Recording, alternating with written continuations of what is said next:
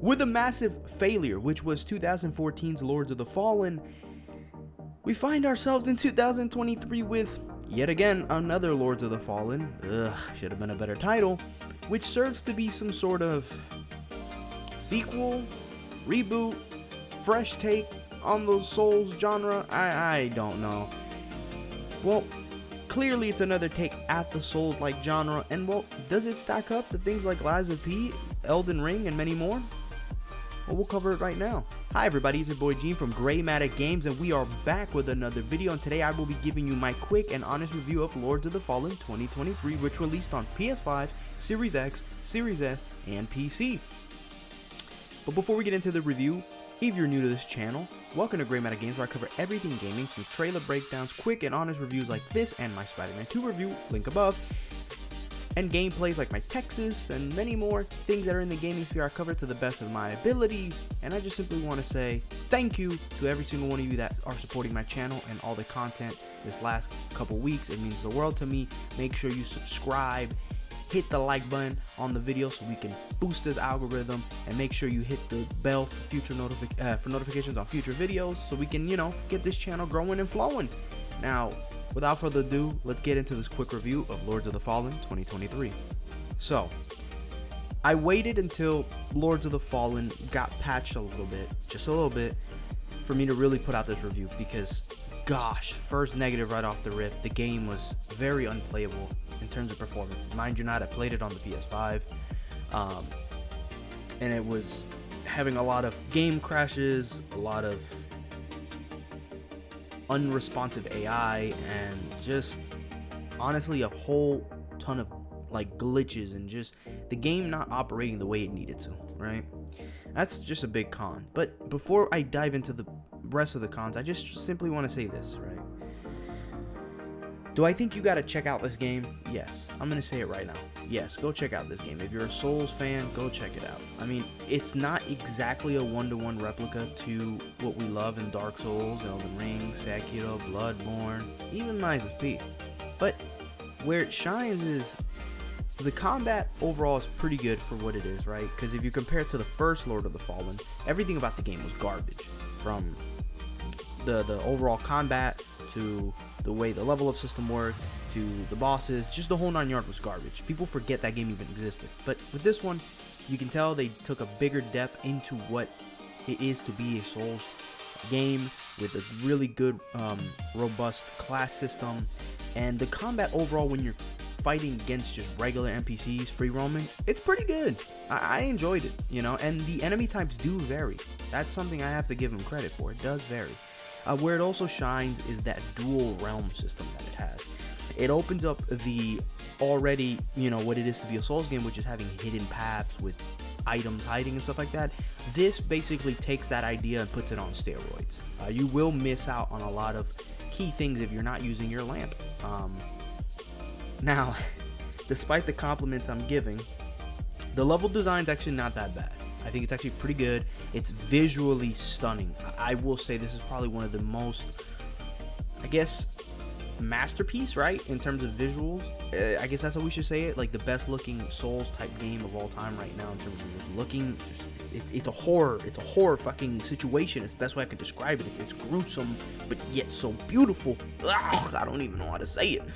It looks great, honestly, and personally, I love the designs on the enemy types. I love the designs on all the bosses and the premise of what they are, supposed to play as.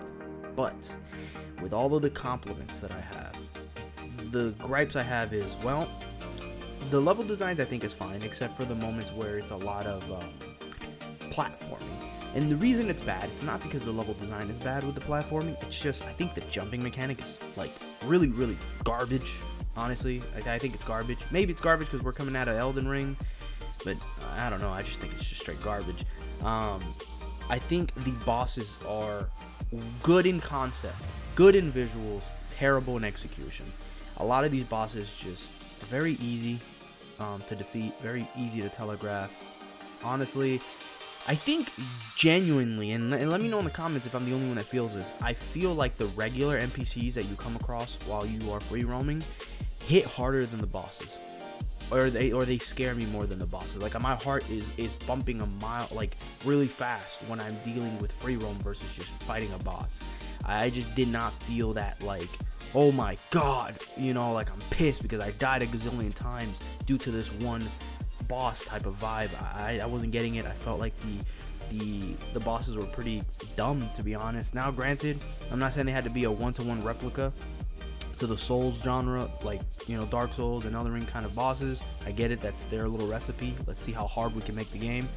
But I just wished it would have been a little bit more difficult than what we ended up getting, and a little bit more responsive from the boss. They just didn't really give me too much of a difficult time. I didn't even have to summon anybody. Mind you not, that is an option. You can summon someone to help you, or an AI ally.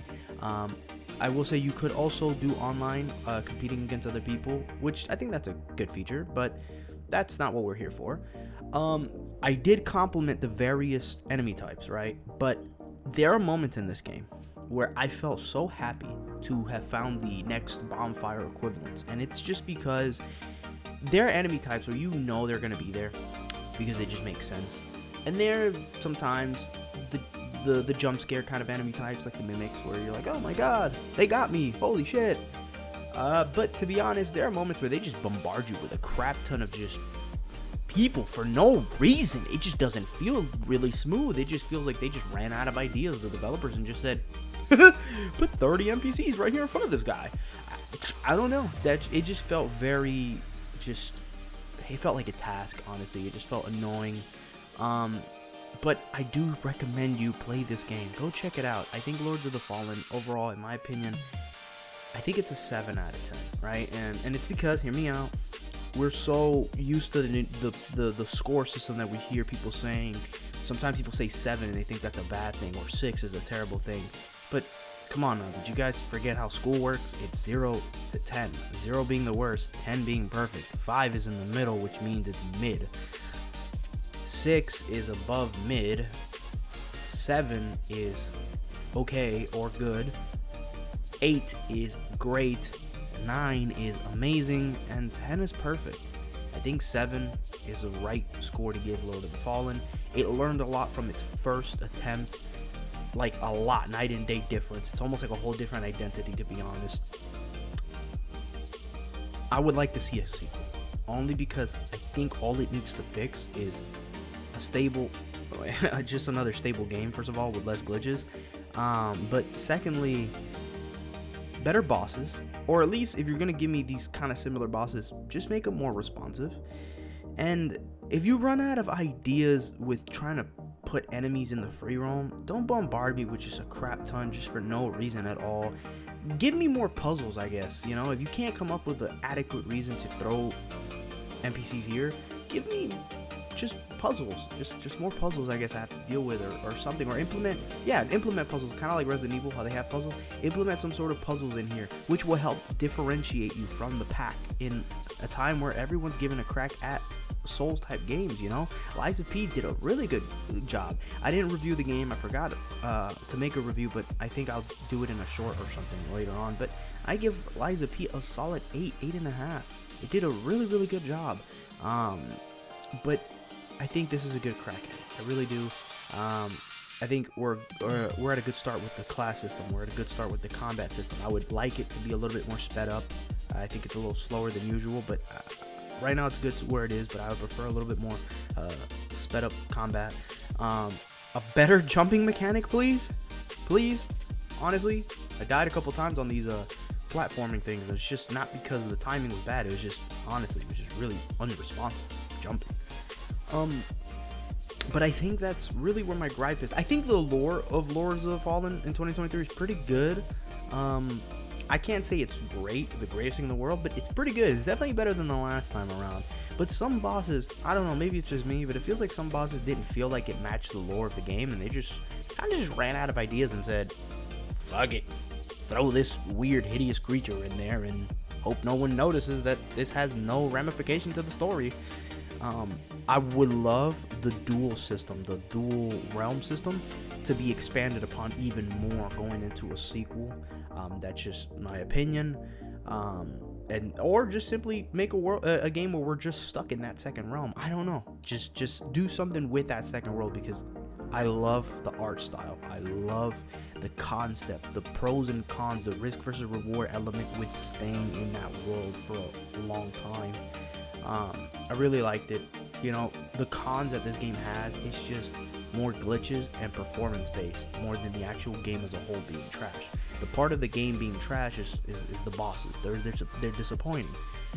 But most of the negatives that you hear from most people, it's just performance. I ran through a lot of glitches on the PS5. I've heard people play it on the Series X, which was similar to the PS5, but the Series S did a pretty bad launch. I mean, I heard that thing wasn't even 1080p. I heard that thing was like 800p or something, and it was like being upscaled to like 1080, but it didn't even look good compared to most Series S games that look really, really good when they're upscaled. And then I heard there was tons of problems with PC ports, so I just hope they'll do a better job going into the next one. But I think this is a step in the right direction, okay? Because Liza P isn't perfect either. Liza P is significantly better than this, but it also isn't perfect. It has things that need to be worked on. But I think we're in a step in the right direction. That's my honest, quick opinion on Lords of the Fallen. If you like the content, make sure you look below in the description. There will be links to other content similar to this, like, again, my Spider-Man 2 review, my Forza Motorsports 2023 review, and many more. Make sure you subscribe, hit the like button, and hit the bell for notifications on future videos. And I'm out of here until the next video. Peace.